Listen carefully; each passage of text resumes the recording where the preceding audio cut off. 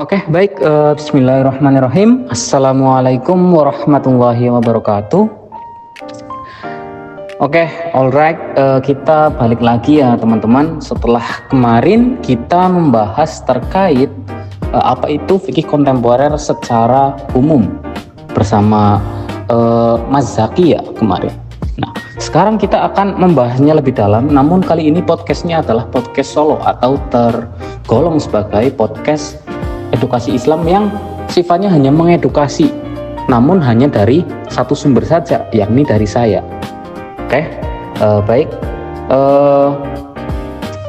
Sebelum kita lanjut ke dalam pembahasan, alangkah baiknya bagi teman-teman yang mungkin melihat video ini atau sedang mendengarkan penjelasan atau podcast edukasi Islam ini, kalian itu bersiap-siap.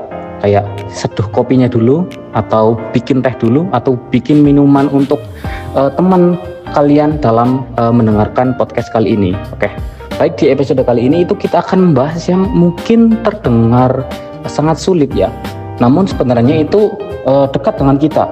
Dalam artian kita itu tahu praktiknya, tapi kita tidak tahu teorinya, seperti itu. Nah, kita akan mendalami lagi terkait fikih kontemporer. Nah, hal yang dekat dengan kita, namun kita itu sebenarnya agak susah untuk memahami teorinya adalah terkait fikih kontemporer. Tapi tenang aja, walaupun ini adalah materi yang susah, namun susahnya itu hanya secara kita memahami teorinya saja. Kalau secara praktik, justru kita ini sudah sangat mahir ataupun sangat sering melakukannya gitu loh. Kayak seperti halnya kita melakukan transaksi jual beli online. Namun kita nggak tahu tuh dasar hukumnya sih apa ya, kok bisa ada jual beli online dan juga diperbolehkan, padahal kita kan hidup beragama gitu loh. Sedangkan dalam agama jual beli itu harus tahu siapa penjual, siapa pembelinya, tidak hanya tahu apa tokonya, seperti itu. Nah,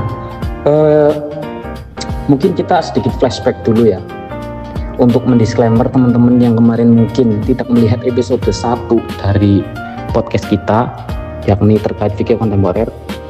Nah, penjelasan singkatnya adalah fikih kontemporer itu adalah hukum Islam yang membahas sejarah atau membahas masalah-masalah modern.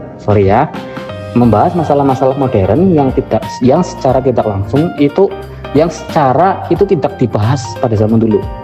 Saya ulangi. Secara sederhana, fikih kontemporer itu adalah hukum Islam yang membahas masalah-masalah modern yang terjadi di zaman sekarang ya tentunya, yang mana itu tidak terjadi di zaman dahulu. Sebenarnya itu kalimat menegas saja sih ya, intinya fikih yang membahas tentang masalah-masalah yang muncul di zaman sekarang yang di zaman dulu itu nggak ada, seperti itu. Contohnya itu seperti transaksi digital ataupun m-banking, e-wallet, kripto dan lain sebagainya. Setelah itu ada bayi tabung, ada donor organ, ada hukum kita dalam bermedia sosial, bahkan ada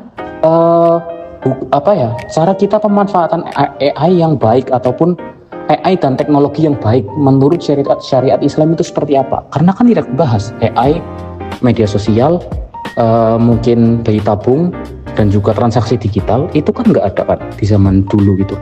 Koreksi kalau saya salah ya.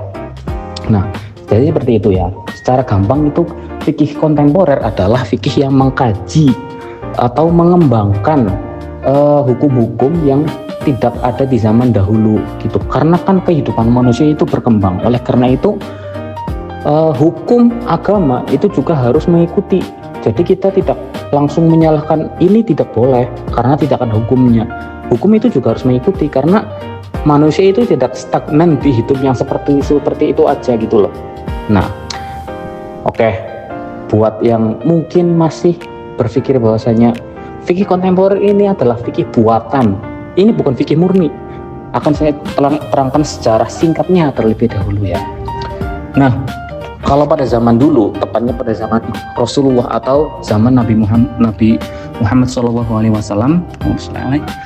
itu semua persoalan fikih itu ditanyakan kepada beliau langsung dan dijawab tanpa adanya diskusi ataupun bahsul masail terlebih dahulu yang memerlukan waktu yang sangat lama dan menimbulkan perdebatan. ketika ada yang bertanya ini hukumnya apa, lalu oleh beliau Nabi Muhammad SAW langsung dijawab dan semuanya langsung sepakat. Nah, kan zaman itu walaupun kita semuanya sepakat, namun kan seperti halnya masalah transaksi digital, masalah bayi tabung, masalah pemanfaatan teknologi itu kan belum ada. Karena pada zaman itu masih sangat-sangat sederhana, teman-teman. Gitu. Nah, lalu lanjut ke zaman sahabat. Nah, zaman sahabat itu adalah setelah Rasulullah wafat. Nah, sahabat itu kadang menemui kasus-kasus baru yang belum dibahas pada zaman Rasulullah. Nah, mulai dari situ sahabat itu memulai ijtihad atau pemikiran-pemikiran untuk menjawab masalah baru. Nah, disinilah akar daripada mungkin fikih kontemporer itu muncul gitu loh, karena adanya ijtihad. Ijtihad itu adalah upaya manusia untuk menyesuaikan ataupun membuat hukum. Ijtihad itu bisa dibilang upaya ataupun usaha bersungguh-sungguh. Jadi bukan usaha ataupun kita itu sengaja untuk membuat yang sebenarnya tidak perlu. Ini perlu, namun kita buat menggunakan pemikiran yang mengikuti zaman seperti itu. Lalu disambung ke zaman tabiin dan juga lanjut ke zaman modern. Nah, di zaman tabiin itu ada ulama madhab juga yang kita kenal sebagai Imam Abu Hanifah, Imam Malik, Imam Syafi'i, dan Imam Hambali. Nah, keempat imam itu adalah imam yang kita ikuti sekarang gitu loh, karena di zaman itu sudah banyak sekali ijtihadnya gitu. Jadi maklum saja kalau sekarang ada yang bilang, menurut pengajianku enggak kok, tapi menurut kamu iya, menurut yang lain makruh, menurut yang lain lagi beda lagi, karena kan namanya ijtihad itu ijtihad itu kan dari suatu orang yang menyampaikan sebuah pendapat namun memiliki dasar yang kuat seperti itu. Jadi ketika kita mau menyalahkan juga tidak bisa, mau membenarkan juga kita mungkin punya pendapat lain gitu loh. Paham nggak teman-teman? Jadi intinya pada zaman Nabi itu masih mutlak dipegang oleh Nabi gitu, atau oleh Rasulullah keputusannya. Nah, mulai dari zaman sahabat, kemudian tabiin, lalu ke kita di zaman kontemporer itu sudah mengalami atau kenal yang namanya ijtihad gitu, atau pemikiran untuk menjawab permasalahan yang baru gitu teman-teman. Nah, untuk contohnya sendiri, tadi kan ada transaksi online, ada mungkin media sosial, ada teknologi medis. Nah, mungkin teman-teman agak sedikit belum paham karena itu masih sangat-sangat umum ya. Kita akan jelaskan ataupun kita perinci lagi. Contoh dari transaksi online itu ketika kita beli barang di Shopee atau di Tokopedia dan lain sebagainya gitu. Terus juga contoh media sosial itu kita itu membahas terkait apa sih hukum konten sebenarnya, apa sih hukum dari kita mengupload konten, apakah kita boleh atau tidak, itu seperti itu. Dan juga teknologi medis yang seperti apa sih yang diperbolehkan, apakah semua teknologi medis itu diperbolehkan untuk digunakan. Nah, seperti itu kan pasti menjawab atau pasti membutuhkan jawaban yang sangat-sangat terperinci gitu loh, karena banyak sekali umat ataupun manusia yang sangat-sangat masih percaya dengan agama, namun mereka juga tidak bisa melarikan diri dari kenyataan bahwasanya dunia terus berkembang gitu loh. Makanya ada yang namanya fikih kontemporer atau bisa dikatakan sebagai penyesuaian agama terhadap zaman gitu loh, penyesuaian hukum agama terhadap zaman gitu.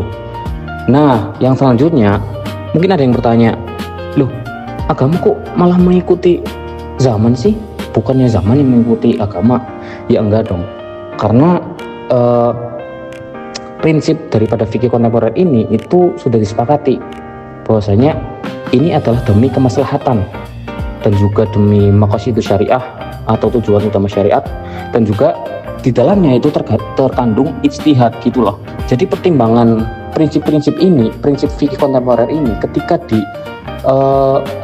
ketika dibahas dalam dalam sebuah forum Basul Masail itu banyak yang setuju kayak oh iya agama harus berkembang, harus mengikuti perkembangan dari zaman gitu loh. Namun ada juga golongan-golongan ataupun mungkin ulama yang memilih untuk tetap di fikih klasik gitu loh, tidak mengikuti fikih kontemporer gitu. Nah, kenapa kita harus mengikuti fikih kontemporer itu karena kita hidup di zaman modern. Nah, kalau kita tidak paham, maka kita tidak paham fikih kontemporer ya. Katakanlah kita masih terjebak dalam fikih klasik, namun kita hidup di tengah-tengah masyarakat yang modern gitu loh. Kita akan mungkin salah mengambil keputusan, terjebak dalam praktik yang tidak sesuai syariat, atau bahkan ikut-ikutan atau FOMO atau taklid buta gitulah, katakanlah hanya ikut-ikutan. Kata dia secara fikih klasik itu seperti ini gitu loh. Padahal dunia telah berkembang gitu.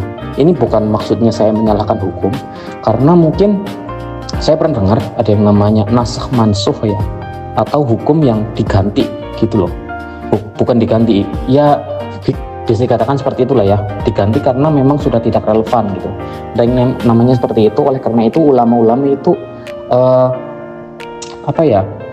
membuat nasakh mansuh ini sebagai dasar. Oh berarti hukum itu ada kalanya ketika sudah tidak relevan dengan zamannya, maka bisa diganti ataupun diijtihadkan dengan hukum yang lain yang bisa menyesuaikan sesuai dengan prinsip-prinsip daripada fikih kontemporer. Apa saja coba? Oke, saya sebutkan ulang ya. Yang pertama itu kemaslahatan ataupun kebaikan. Yang kedua itu ada maqasidus syariah atau tujuan utama syariat, yakni menjaga agama, jiwa, akal, keturunan, dan juga harta. Lalu harus ada ijtihad di dalam pengambilan hukum ataupun pengambilan keputusan tersebut. Seperti itu. Jadi kesimpulannya adalah fikih kontemporer itu adalah bentuk fleksibilitas atau keluasan Islam dalam menjawab tantangan zaman. Seperti itu. Jadi agama Islam itu bukan agama yang kaku, agama yang tetap klasik. Jadi Islam itu tetap bisa menjawab tantangan zaman atau mengikuti zaman gitu, tanpa dalam artian itu tanpa meninggalkan prinsip dasarnya atau prinsip yang telah disebutkan tadi gitu. Sedikit quotes ataupun kata-kata atau makalah dari saya, tapi dalam bahasa Indonesia aja. Mungkin kata-kata ya, tidak pantas disebut makalah. Islam itu tidak kaku, tapi juga tidak bebas aturan. Oke. Selamat tinggal. Semoga pembahasan kali ini bisa jadi langkah awal kamu memahami Islam secara lebih luas dan juga kontekstual. Seperti itu. Semoga pembahasan kali ini bisa menambah wawasan kamu terkait kenapa sih ada fikih kontemporer gitu, walaupun secara dasar saja. Nah, mungkin kita udah terlalu banyak ya mengobrol tentang fikih kontemporer. Mungkin di next episode kita akan langsung mempraktikannya, atau kita akan langsung praktik sejarahnya, atau kita melihat video sejarahnya itu seperti apa. Jadi kalian itu tidak hanya dapat ceritanya saja, tapi kita juga melihat itu kejadiannya seperti apa. Oke, baik, terima kasih yang sudah mendengarkan atau meluangkan waktu untuk mendengarkan penjelasan dari saya Danu Jovansyah, mengucapkan terima kasih. Dan juga yang terakhir, jangan lupa share ke teman-teman kamu yang ingin belajar fikih dengan cara yang santai tapi bermakna. Oke, baik, terima kasih buat teman-teman semuanya. See you next time. Wassalamualaikum warahmatullahi wabarakatuh.